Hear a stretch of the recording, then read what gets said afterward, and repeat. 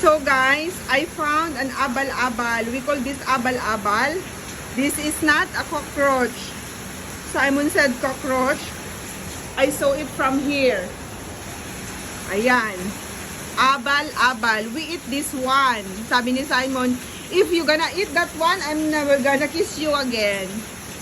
We eat this. This is our food, exotic food here in the Philippines. We remove the feet.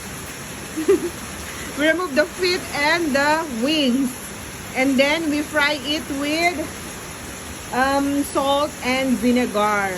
This is yummy. This is not cockroach. Oh, it's not smelly. It's not stink.